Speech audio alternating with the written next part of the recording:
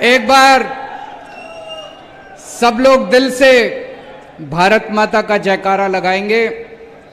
दोनों मुट्ठी बंद करेंगे, हाथ ऊपर करेंगे और पूरे दिल से बोलेंगे, भारत माता की, भारत माता की, इंकलाब, वंदे वंदे। I love you to.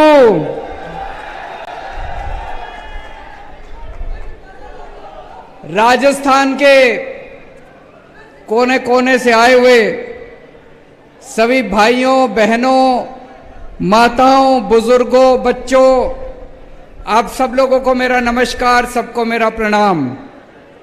इतनी भारी संख्या में आज सब लोग यहां आए हैं, आपको मैं तहे दिल से शुक्रिया अदा करता हूं। हमें सुनने के लिए आप राजस्थान के कोने कोने से आए। अभी जब हम लोग आ रहे थे, हमने देखा पूरे गंगानगर में, और केवल गंगानगर नहीं, खासकर ये जो स्टेडियम है, स्टेडियम के चारों तरफ गहलोत साहब ने अपने होर्डिंग और अपने बैनर लगा रखे हैं। मैं उनको कहना चाहता हूं, गहलोत साहब 5 साल काम कर लेता तो ये नीच हरकत नहीं करनी पड़ती आपको।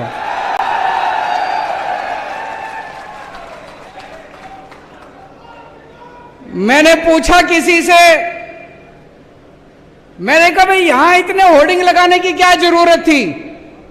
बोले जी आज तक गहलोत साहब के पूरे कार्यकाल में इतनी बड़ी जनसभा कभी गहलोत साहब ने नहीं करी। आपकी तो ये पहली जनसभा है। जितनी बड़ी आज पहली जनसभा यहां हो रही है, तो ये सारे होर्डिंग इन्होंने आपको दिखाने के लिए लगा रखे हैं।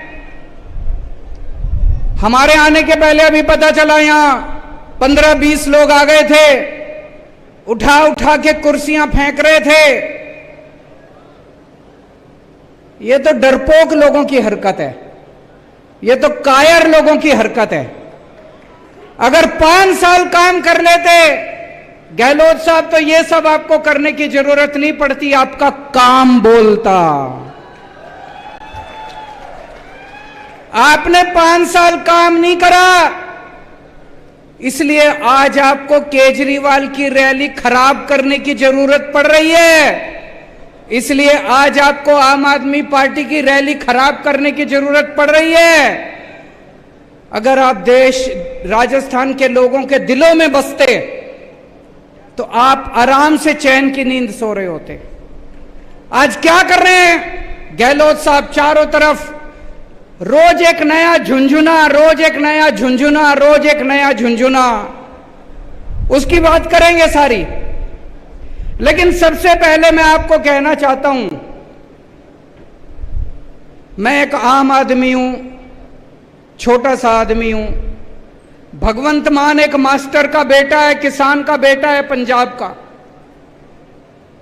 हम लोगों को राजनीति करनी नहीं आती, हम लोगों को पॉलिटिक्स करनी नहीं आती, हम लोगों को गंदगी फैलानी नहीं आती, मारकाट करनी नहीं आती, गाली गलौज करना नहीं आता, दूसरों की रैलियां खराब करनी नहीं आती, भ्रष्टाचार करना नहीं आता, काम करना आता है।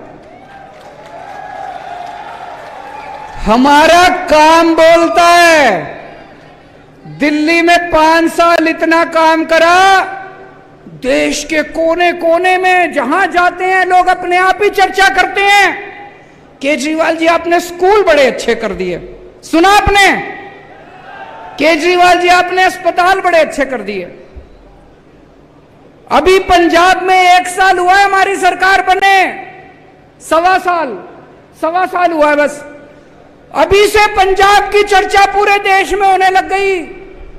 अरे यार पंजाब में बिजली मुफ्त हो गई, अरे यार पंजाब में मोहल्ला क्लिनिक बन गए, अपने आप चर्चा हो रही है कामों की अपने आप। तो हमको राजनीति नहीं करनी आती, हमको काम करने आते हैं। आज हम आपके सामने आए हैं एक नए राजस्थान का सपना लेके।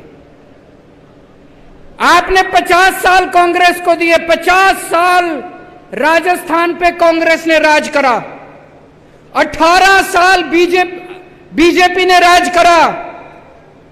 क्या दिया आपको? केवल उन्होंने मिलकर कांग्रेस और बीजेपी वालों ने राजस्थान को लूटा, चूस लिया दोनों पार्टियों ने मिलकर राजस्थान को। आज आपके सामने मैं राजस्थान के एक नए राजस्थान का सपना लेके आया हूं। 8 करोड़ राजस्थानियों के साथ मिलके एक नया राजस्थान बनाएंगे। मेरे को पॉलिटिक्स करनी नहीं आती। आज मैं आपके परिवार की बात करूंगा, आपके घर की बात करूंगा, आपके बच्चों के भविष्य की बात करूंगा। मेरे को पता है आपका एक एक आदमी जितने यहां बैठे हैं, आपके घर का खर्चा नहीं चल रहा, बड़ी मुश्किल हो रही है आप सब लोगों को, मेरे को पता है। आपके घर की महंगाई की, आपके घर के खर्चे की बात करूंगा। मेरे को पता है यहां जितने लोग बैठे हैं, एक एक के घर में अनपढ़ पढ़े लिखे बच्चे डिग्री लेके नौकरी ढूंढ रहे हैं, बेरोजगार ढूंढ रहे हैं। आज उनके रोजगार की बात करूंगा मैं। आज मैं आपको कहने के लिए आया हूं, मेरे को वोट दो, मैं आपके बच्चों के लिए अच्छी शिक्षा का इंतजाम करके दूंगा। आज तक किसी पार्टी ने यह नहीं कहा होगा, कभी कांग्रेस ने नहीं कहा होगा मेरे को वोट दो मैं आपके लिए शिक्षा का इंतजाम करूंगा। कभी बीजेपी वालों ने नहीं कहा होगा मेरे को वोट दो आपके बच्चों के लिए अच्छे स्कूल बनाने का इंतजाम करूंगा। पहली बार इस देश के अंदर एक पार्टी आई, हमने करके दिखाया है।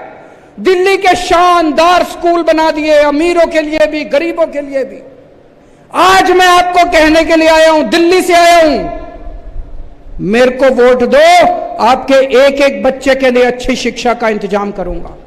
शानदार स्कूल बनाएंगे, शानदार कॉलेज बनाएंगे, अमीरों के लिए भी गरीबों के लिए भी, इस जात के लिए भी उस जात, सबके लिए शानदार स्कूल बनाएंगे। आपके बच्चों को डॉक्टर बना दूंगा मैं, आपके बच्चों को इंजीनियर बनाऊंगा, आपके बच्चों को वकील बनाऊंगा, आपके बच्चों को बिजनेस करना सिखाऊंगा, धंधा करना सिखाऊंगा आपके बच्चों को। आज राजस्थान में 18.5 लाख बेरोजगार युवा रजिस्टर्ड हैं। ये तो रजिस्टर्ड हैं, इसके अलावा पता नहीं कितने हैं। मेरा दिल कहता है, मेरा एस्टीमेट है, कम से कम 50 लाख युवा राजस्थान में बेरोजगार हैं। 5 साल में क्या किया गहलोत साहब ने, उसके पहले क्या किया वसुंधरा राजे ने? कुछ नहीं किया। मैं दिल्ली में 12 लाख बच्चों को नौकरियां देके आ रहा हूं, मेरे को नौकरियां देनी आती है। भगवंत मान ने पिछले 1 साल में 30,000 बच्चों को सरकारी नौकरी दे दी और अभी 3 लाख बच्चों को नौकरियां देने का इंतजाम कर रहे हैं भगवंत मान।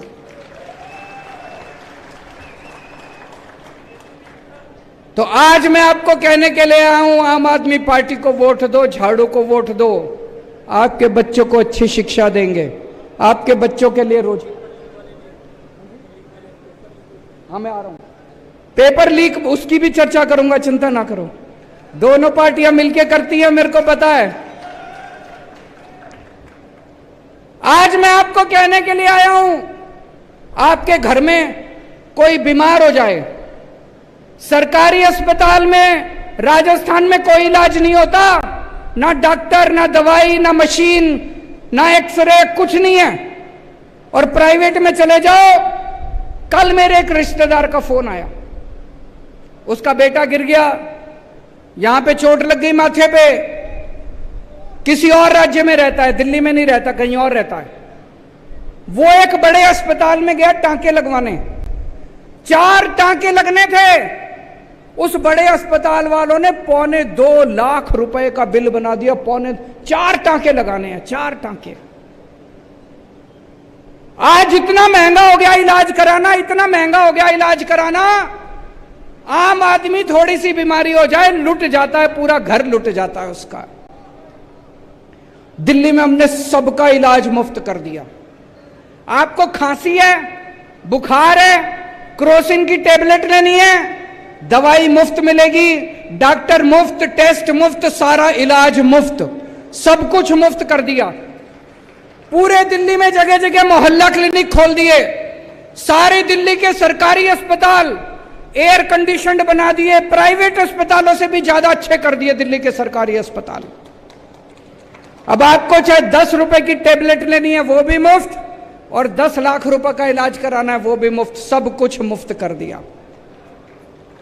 अभी मैंने सुना है गहलोत साहब ने इंश्योरेंस चालू करा है, कराए कि नहीं कराए? इंश्योरेंस चालू कराए हैं जी। इंश्योरेंस कब मिलेगा?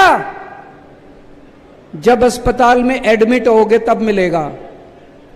मैं ये सोच रहा था, अस्पताल में एडमिट तो कभी बहुत सीरियस, भगवान ना करे बहुत सीरियस बीमारी होती है तब होता है आदमी, बाकी आदमी की जिंदगी में बुखार, खांसी, छोटी छोटी बीमारियां लगी रहती है, डायबिटीज।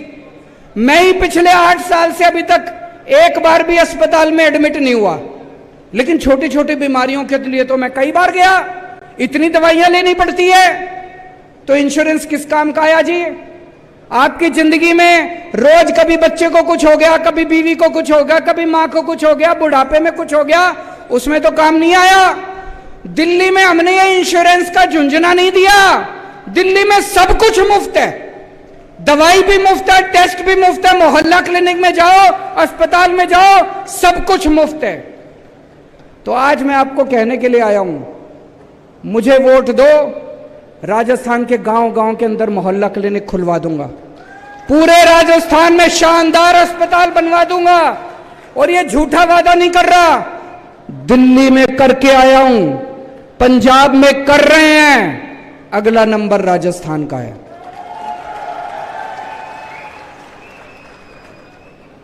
देखो जी, नीयत अगर साफ हो, काम करने का मन हो, तो आदमी टाइम थोड़ी देखता है।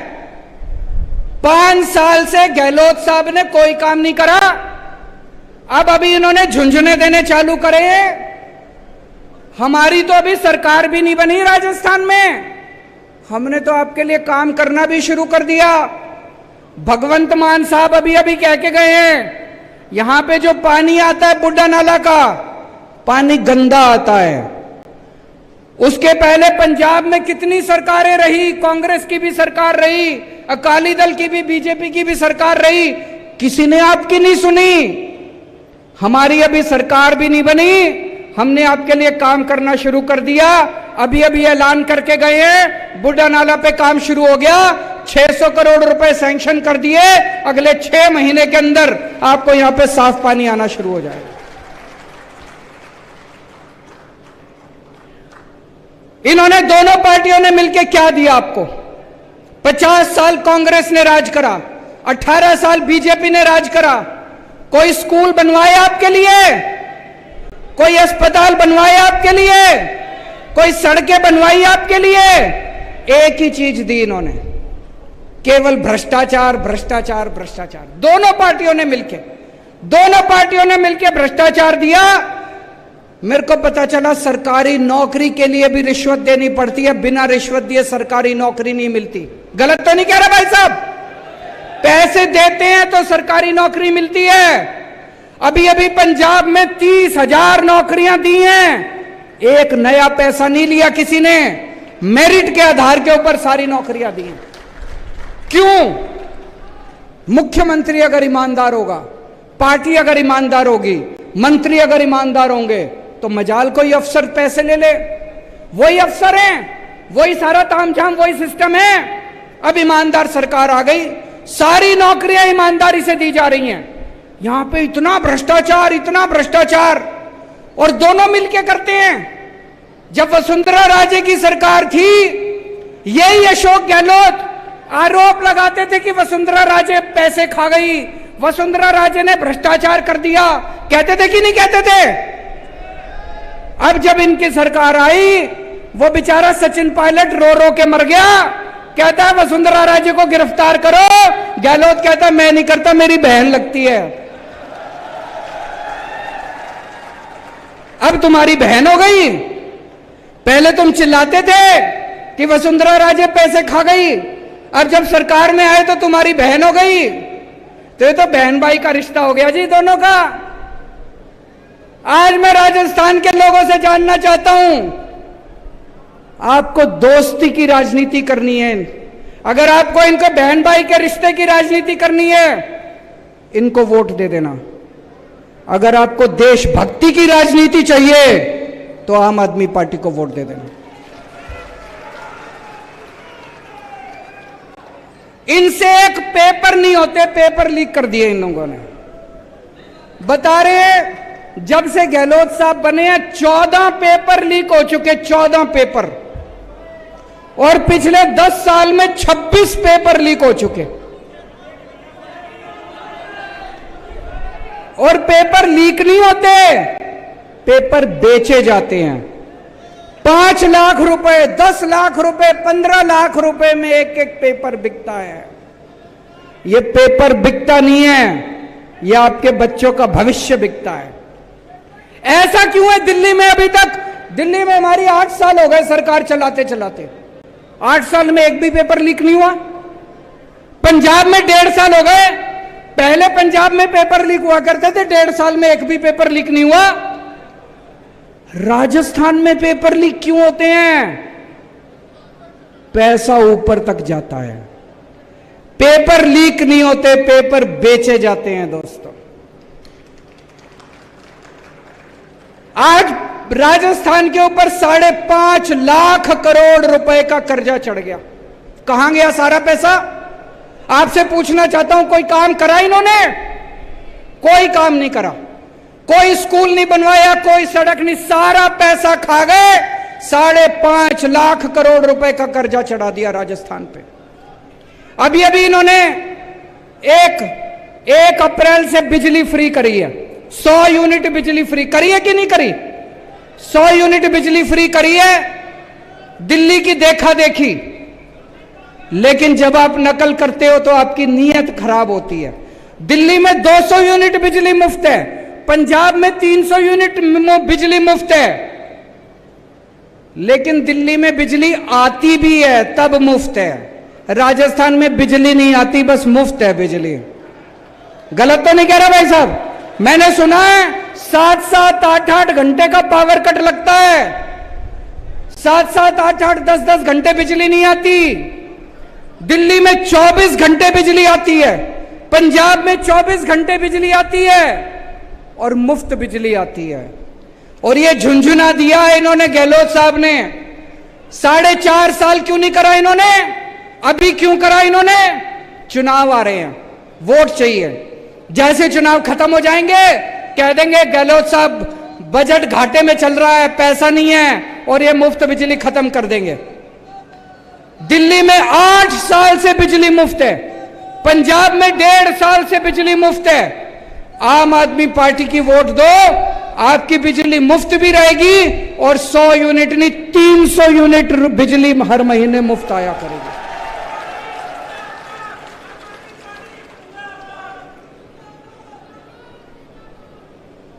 आज राजस्थान को भगवान ने सब कुछ दिया है,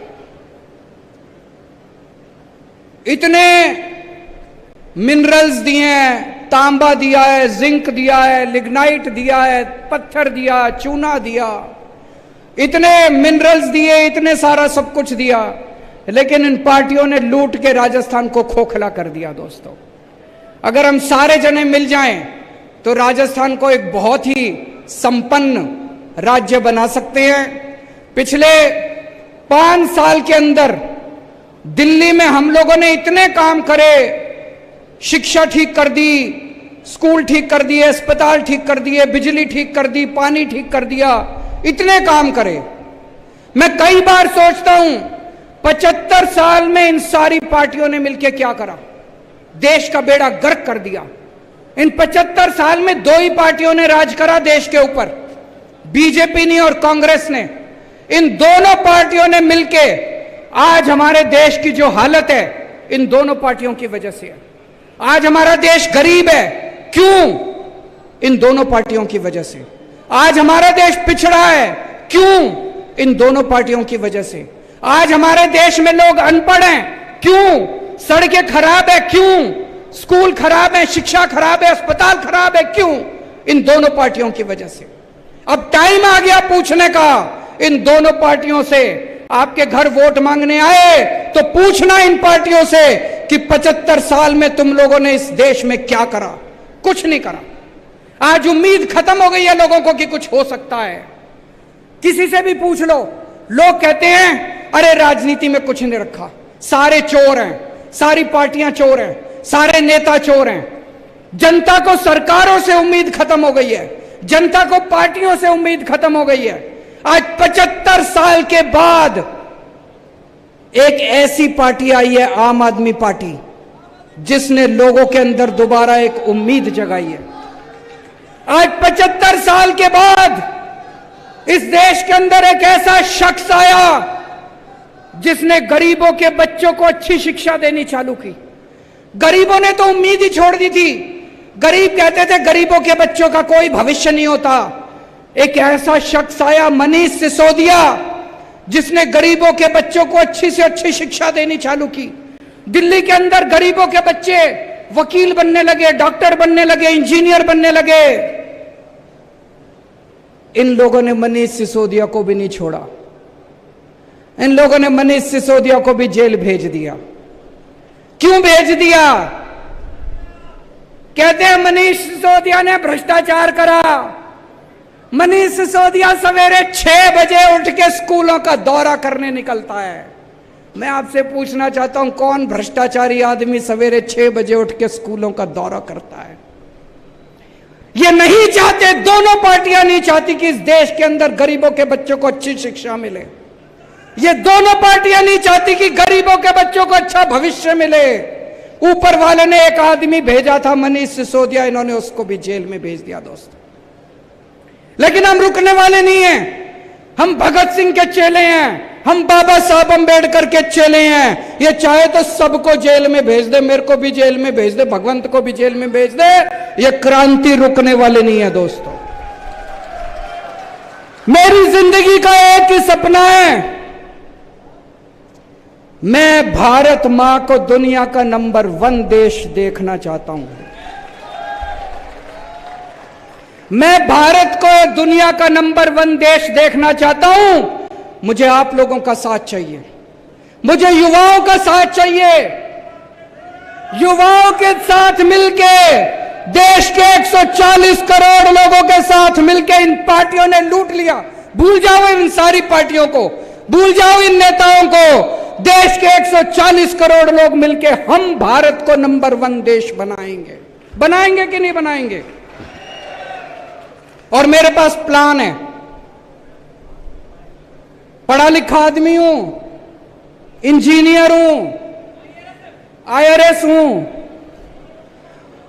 इसीलिए ये लोग चिढ़ते हैं मेरे से, ये अनपढ़ है।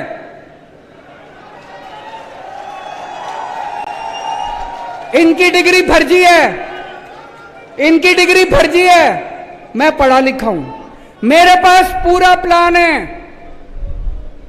10 साल के अंदर हम भारतवर्ष को दुनिया का नंबर 1 देश बना सकते हैं। 10 साल में मेरे पास प्लान है। 10 साल में हम इस देश से हर अनपढ़ आदमी को पढ़ा लिखा बना सकते हैं, बच्चों को अच्छी शिक्षा दे सकते हैं, अच्छे स्कूल बना सकते हैं। 10 साल के अंदर इस देश से हम गरीबी दूर कर सकते हैं। मेरे पास प्लान है। मेरे को याद है जब मैं छोटा बच्चा था, आप भी जब छोटे थे, 3 तरह के देश होते हैं। एक होते हैं गरीब देश, अविकसित देश, अंडर डेवलप्ड देश। एक होते हैं विकासशील देश, जो विकसित बन रहे हैं अभी। और एक होते हैं विकसित देश, अमीर देश, विकसित देश। भारत विकासशील देश में गिना जाता है। जब मैं छोटा बच्चा था, 5वीं क्लास में पढ़ता था, तब ये कहते थे भारत विकासशील देश है, 20 साल में भारत विकसित देश बन जाएगा। आज भी ये कहते हैं, मैंने मोदी जी का भाषण सुना, कहते 2047 में भारत विकसित देश बन जाए। अरे हम कैसे माने तुम्हारी बात? कोई प्लान नहीं इनके पास, कोई प्लानिंग नहीं इनके पास, कोई इनके कैसे माने भारत विकसित देश बन जाएगा? झूठ बोल रहे हैं, इनको कुछ नहीं पता। आज भारत सरकार अनपढ़ लोग चला रहे हैं, उनको कोई समझ नहीं है। 6 साल पहले बोले 2000 का नोट लाओ तो भ्रष्टाचार खत्म हो जाएगा, आज कह रहे हैं 2000 का नोट हटाओ तो भ्रष्टाचार खत्म हो जाएगा।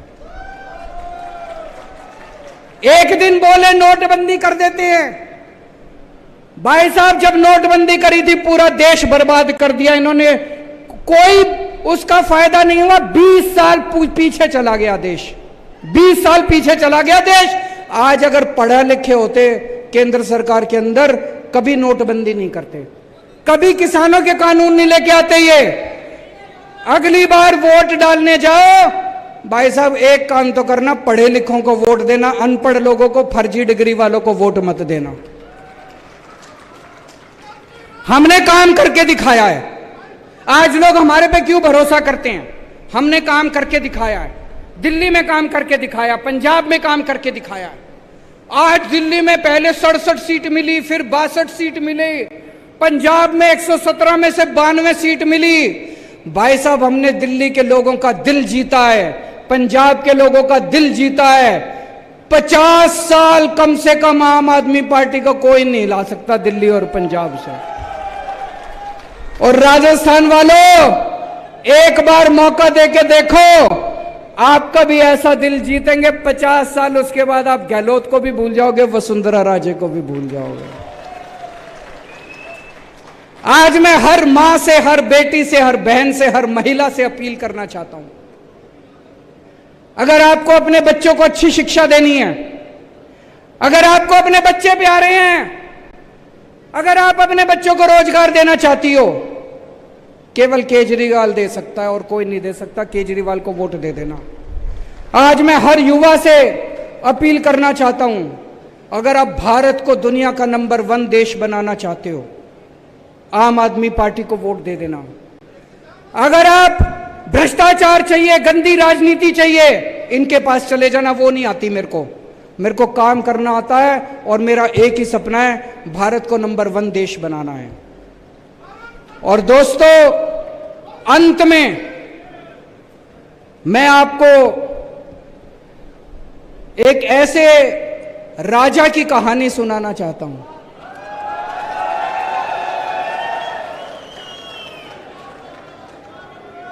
चौथी पास राजा, किस किसने सुनी हुई है? चौथी पास राजा, ये एक महान देश की कहानी है। एक बहुत महान देश था, सदियों साल पुराना देश, और कैसे वहां एक अनपढ़ राजा आ गया और उस अनपढ़ राजा ने उस देश को कतई बर्बाद कर दिया, पूरा देश बर्बाद कर दिया। ये कहानी ये दिखाती है कि किस तरह से ये बहुत जरूरी है कि देश का राजा पढ़ा लिखा होना चाहिए, नहीं तो अनपढ़ राजा आ जाए तो वो देश को बर्बाद कर देता है। एक महान देश के एक गांव में एक बच्चे ने जन्म लिया। बहुत गरीब परिवार था। उस गरीब परिवार में एक बच्चे ने जन्म लिया।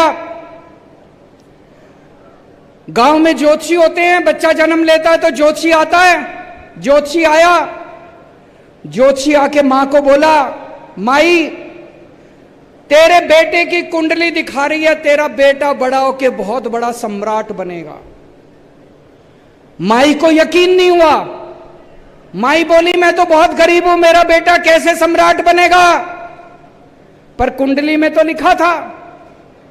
बेटा धीरे धीरे बड़ा होने लगा। स्कूल में एडमिशन ले लिया, सरकारी स्कूल था। बच्चे का मन नहीं करता था पढ़ाई लिखाई में। चौथी क्लास के बाद बेटे ने पढ़ाई छोड़ दी, स्कूल जाना बंद कर दिया। उसी गांव के पास एक स्टेशन था, रेलवे स्टेशन।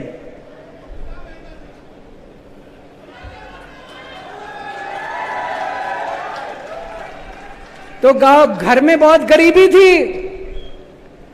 गरीबी की वजह से घर में गुजारा नहीं होता था, तो बच्चा स्टेशन पे जाके चाय बेचा करता था। समझ गए? समझ गए? तो बेटा स्टेशन पे जाके चाय बेचा करता था, भाषण बड़े अच्छा देता था। वो बचपन से ही उसमें उसको भाषण देने की लत थी। गांव के बच्चों को इकट्ठा कर लेता और खूब भाषण देता। एक बार शुरू होता तो बंद ही नहीं करता, और किसी टॉपिक पे बुलवा लो खूब फेंकता, लंबी लंबी फेंकता। वो बचपन से ही फेंकता था। बच्चा धीरे धीरे बड़ा हुआ। ज्योतिषी की भविष्यवाणी थी, बड़ा होके बच्चा देश का राजा बन गया। अब राजा तो बन गया, पढ़ा लिखा था नहीं, समझ थी नहीं, बेवकूफ था, कुछ आता नहीं था, कुछ समझ नहीं थी। तो अफसर उसके पास फाइल लेके आते। जब अफसर उसके पास फाइल लेके आते, उसे कुछ समझ ही नहीं थी। अब वो अफसरों से कह नहीं सकता मेरे को कुछ नहीं आता, शर्म आती थी उसको।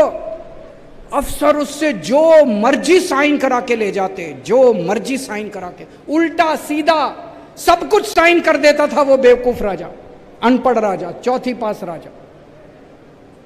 धीरे धीरे पूरे देश में फैल गया राजा अनपढ़ है। राजा को बड़ा बुरा लगा कि लोग मेरे को अनपढ़ कहते हैं। तो एक दिन राजा ने किसी को कह के एक फर्जी डिग्री का इंतजाम कर लिया। फर्जी डिग्री का इंतजाम कर लिया, एमए की डिग्री। राजा बोला मैं एमए हूं। जनता को तो सच्चाई पता थी, जनता को पता था अनपढ़ राजा है, चौथी पास है, डिग्री फर्जी है।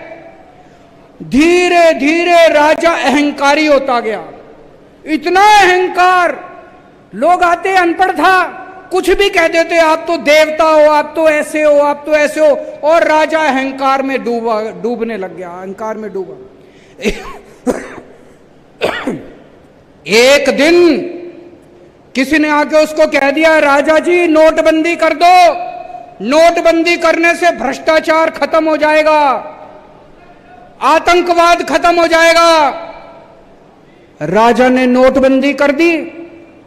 भाई साहब, उस महान देश का बेड़ा गर्क हो गया।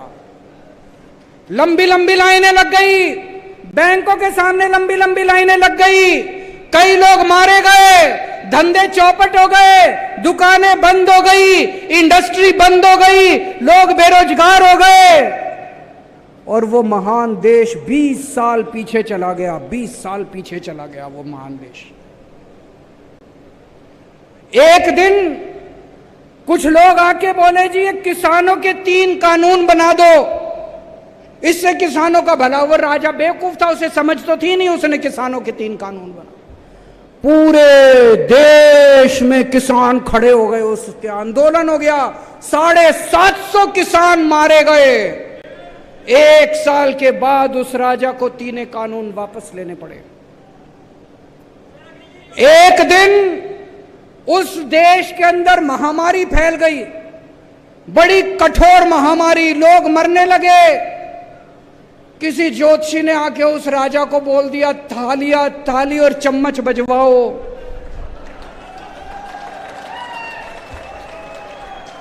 उस राजा ने सारे देश को थाली चम्मच बजवा दी, कोई फायदा नहीं हुआ, कोई फायदा नहीं हुआ। दोस्तों, धीरे धीरे उस राजा के दोस्तों ने पूरे देश में गदर मचा दिया। उसके दोस्तों ने इतना भ्रष्टाचार, उसके दोस्त लोगों को लूटने लगे, पीटने लगे, बलात्कार करने लगे।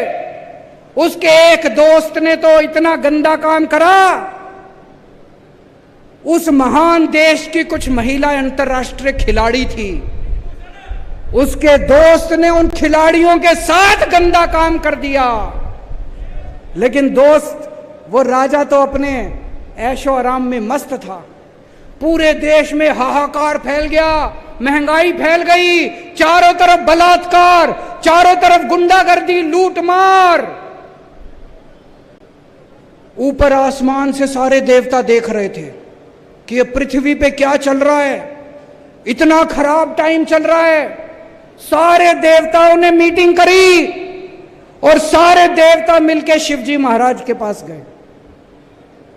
शिव जी महाराज जी को बोले, प्रभु कुछ करो, पृथ्वी के ऊपर कितना घनघोर अपराध हो गया, पापी पाप चारों तरफ। शिव जी ने अपनी तीसरी आंख खोली और एक दिन पूरे देश के ऊपर भविष्यवाणी हुई। शिव जी ने कहा, जनता को कहा कि आप सब लोग महान देश के लोग हो, क्यों सोए हुए हो, सब लोग जागो, उठो और इसे अहंकारी राजा का राजपाट उठा के फेंको। और एक दिन सारे देश की जनता खड़ी हो गई।